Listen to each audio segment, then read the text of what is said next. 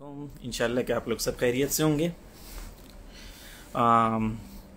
ईद के सिलसिले में बहुत सारे लोग मैसेजेस कर रहे हैं, कॉल कर रहे हैं, तो कुछ चीज़ें मैं जल्दी जल्दी क्लैरिफाई कर देता हूँ।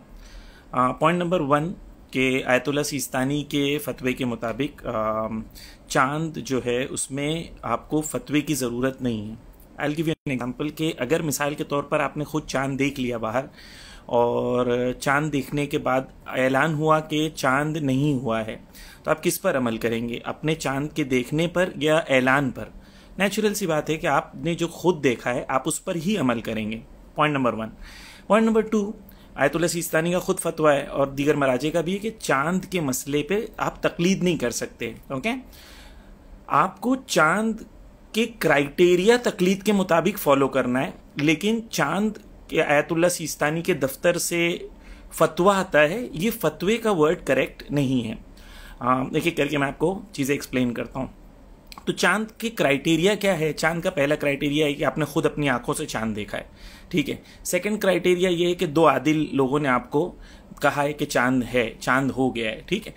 ये सवाल करना बंद करें कि चांद हुआ है कि नहीं, ईद है कि, मसलन ये सवाल नहीं करें कि ईद कब है। आप ये आइडेंटिफाई करें, आपकी जिम्मेदारी है कि ईद कल है या नहीं है। आपको क्राइटेरिया मालूम होना चाहिए, उस क्राइटेरिया को अप्लाई करना आपकी जिम्मेदारी है, ठीक है। तो अगर दो लोगों ने ऐलान कर दिया, 2 आदिल आदमी है जिन्होंने कहा कि हमने चांद देखा है, आपको उन पे इत्मीनान है, तो आप उस पर अमल कर लेंगे। थर्ड चीज़ आपके लिए क्या इंपॉर्टेंट है? थर्ड चीज़ आपके लिए ये इंपॉर्टेंट है कि अगर आपने खुद चांद नहीं देखा है, 2 आदिल आदमी ने चांद नहीं देखा है, तो आपके लिए क्या इंपॉर्टेंट है कि आप ये आइडेंटिफाई करें कि किसी भी ऐसे शख्स, ऐसी ऑर्गेनाइजेशन या ऐसे आलिम दीन या ऐसे दफ्तर से अगर ऐलान हो गया कि कल चांद हमने तस्दीक की है, चांद देखा गया है, ठीक है। अगर ये ऐलान आपके लिए इत्मीनान का सबब है, आपको इत्मीनान पहुंचाता है कि ठीक है ये लोग ऐलान कर रहे हैं तो मुझे इत्मीनान हो गया कि कल चांद है, तो मुझे इस इत्मीनान पर अमल करना है। लेकिन मिसाल के तौर पर अगर एक दफ्तर से ऐलान हुआ है या एक ऑर्गेनाइजेशन से, एक आलिम दीन के वहां से ऐलान हुआ है, लेकिन आप जो हैं आप आके देखेंगे कि भाई मैंने साइंटिफिक रिसर्च की है, मैंने वेबसाइट पे गया, मैंने मून साइटिंग की वेबसाइट देखी है, मुझे इत्मीनान नहीं हो रहा है, मेरे साथ इम्पॉसिबल है कल चांद दिखना इंडिया में, मिसाल दे रहा हूं ऐसे ही।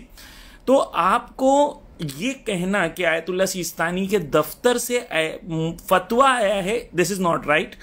दफ्तर से ऐलान हुआ है, आयतुल्ला सिस्तानी, आयतुल्ला खामेनी या जो भी एक ऑर्गेनाइजेशन है उनके दफ्तर से ऐलान हो सकता है।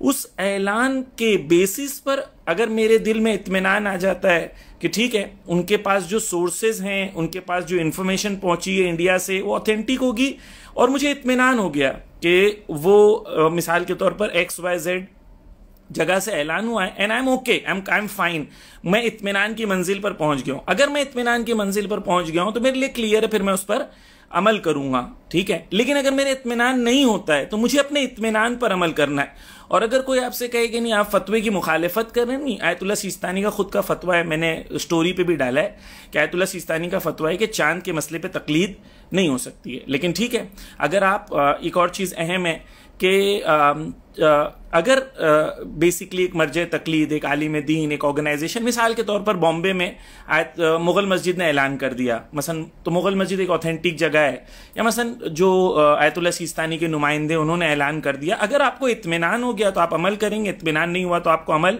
करने की ज़रूरत नहीं है। इसमें कंफ्यूजन की बात नहीं है। मैं आपसे बार बार रिक्वेस्ट कर रहा हूं कि बार बार कि हमारे तमाम दोस्त बार बार मैसेजेस करें। सबील मीडिया ने एक वीडियो बनाया जिसमें क्राइटेरियाज एक्सप्लेन किए कि चांद देखने के क्राइटेरिया क्या हैं। तो चांद देखने के क्राइटेरिया आपको देखना है और आपको आइडेंटिफाई करना है कि चांद हुआ है या नहीं, और आपको इत्मीनान तक पहुंचना है। अगर आप इत्मीनान तक पहुंच गए देन आपको उस पर अमल करना है।